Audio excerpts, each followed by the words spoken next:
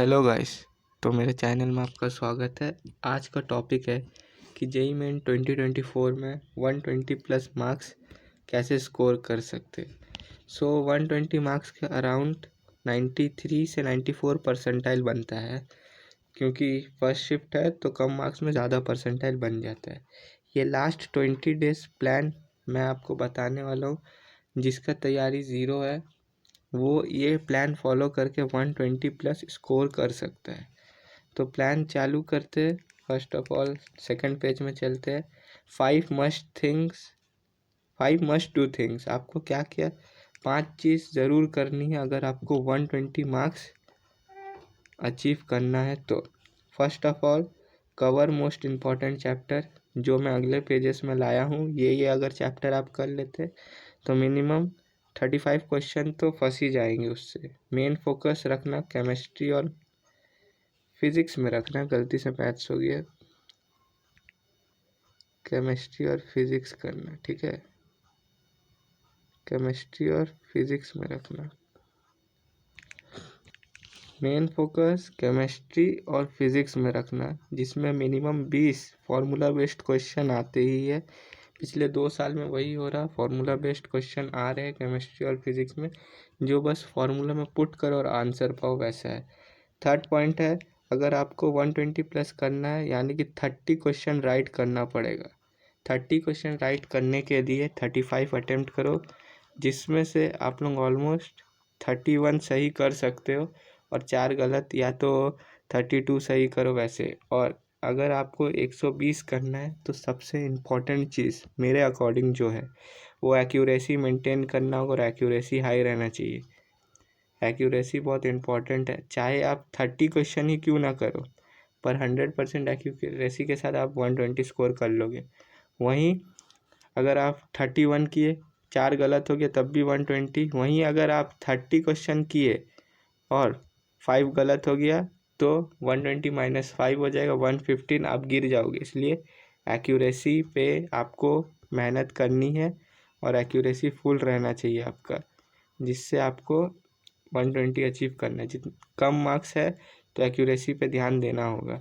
चौथा चीज़, आप ये पैटर्न फॉलो कर सकते हो। 14 क्वेश्चन केमिस्ट्री का अटैम्प्ट करो, 14 क्वेश्चन फिजिक्स का अटैम्प्ट करो और 7 क्वेश्चन मैथ्स के अटैम्प्ट करो। और ये क्वेश्चन चैप्टर मैं दे दूंगा, जिसे आप फॉलो कर सकते हैं। जो पहले अगर कोई चैप्टर करके रखा हो तो वो उस चैप्टर के साथ ये चैप्टर जो मैं बता रहा हूँ वो फॉलो कर ले, तो इतना क्वेश्चन आ जाएगा। इसका टोटल सम 35 हो जाएगा। तो यस, ये अच्छे से कर लेना।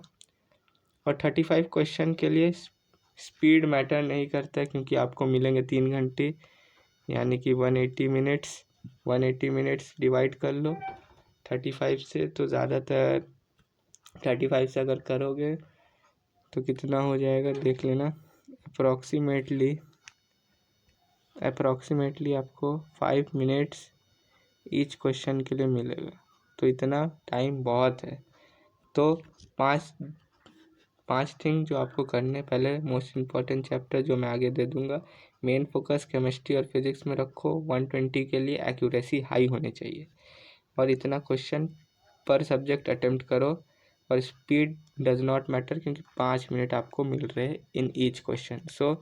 आगे चलते हैं कि देख लेते हैं कि किस सब्जेक्ट से क्या क्या चैप्टर कर सकते। जैसे केमिस्ट्री में इम्पॉर्टेंट चैप्टर मेरा अकॉर्डिंग जीओसी है, जिसमें से आपको वही कार्बोकैटायन, कार्बो अनायन, स्टेबिलिटी वगैरह क्वेश्चन आ सकता है, जिसमें स्टेबिलिटी चेक होता है। कोऑर्डिनेशन कंपाउंड का इस साल वेटेज और बढ़ गया है, क्योंकि आपके इनऑर्गेनिक के बहुत सारे चैप्टर घट चुके हैं। तो प्रीवियस ईयर कोऑर्डिनेशन कंपाउंड के ऑलमोस्ट 2 क्वेश्चंस आते थे, इस साल हो सकता है 3 या 4 भी आ जाए।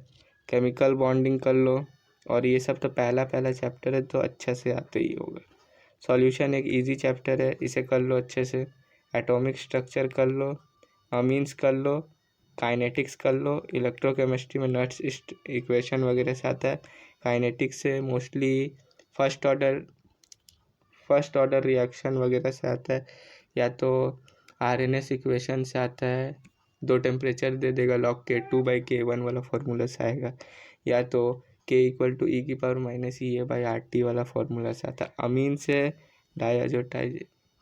डायोजोनियम सॉल्ट वाला आएगा, प्रिपरेशन से आ सकता है, ग्रेवियल थैलामाइन सिंथेसिस वगैरह आ सकता है। एटॉमिक स्ट्रक्चर से मेन है आपका क्वांटम नंबर का एनर्जी स्टेबिलिटी वो सब। सॉल्यूशन से कॉलिगेटिव प्रॉपर्टी जो कि हर साल आता है, आपको पता ही होगा। केमिकल बॉन्डिंग से बॉन्ड ऑर्डर आ सकता है, एनर्जी लेवल्स वगैरह आ सकता है। कोऑर्डिनेशन कंपाउंड से वही सब आएगा, कोऑर्डिनेशन कंपाउंड देख लीजिएगा। ये सब मेन चैप्टर है जिसमें से आपको 14 क्वेश्चन मिल जाने चाहिए मेरे हिसाब से। सो नेक्स्ट चलते हैं फिजिक्स की ओर।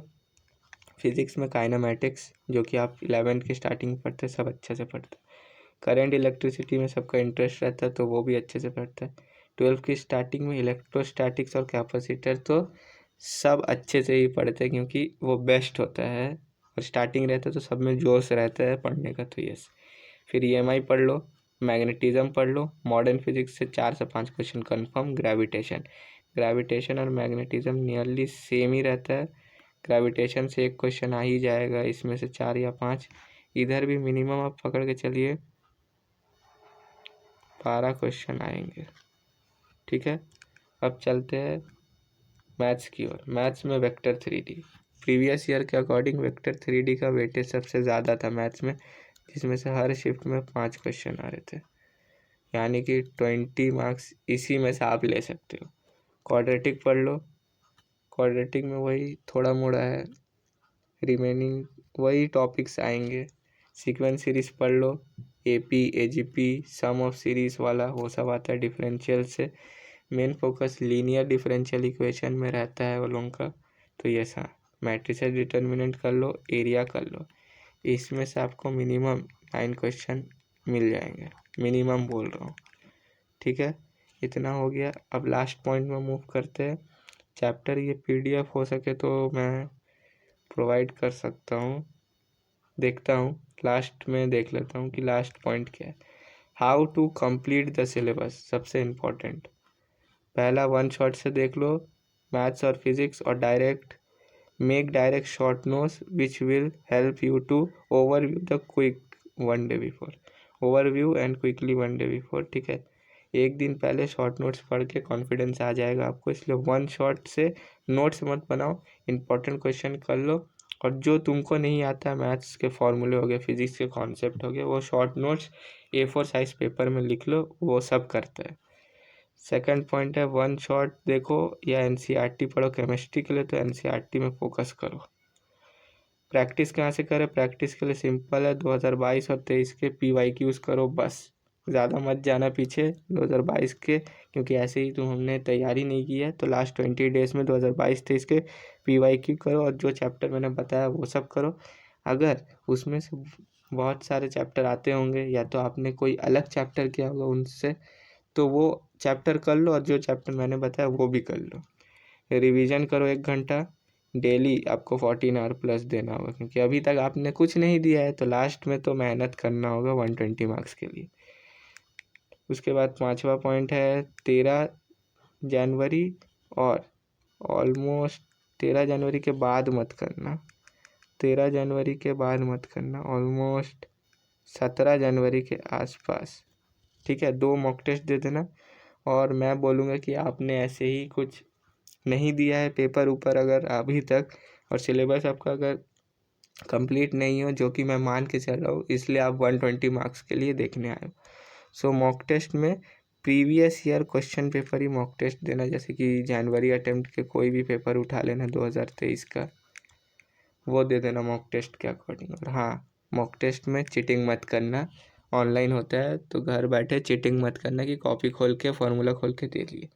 और मॉक टेस्ट देने के बाद उसका एनालाइज करो मिनिमम 2 घंटा कि कहाँ क्या गलती हुआ है, क्या गलती नहीं हुआ है। तो वैसे ही आप सिलेबस कंप्लीट करके 120 प्लस स्कोर कर पाओगे। सो हाँ, आज के लिए बस इतना ही, फिर मैं मिलूँगा आपसे नेक्स्ट वीडियो में।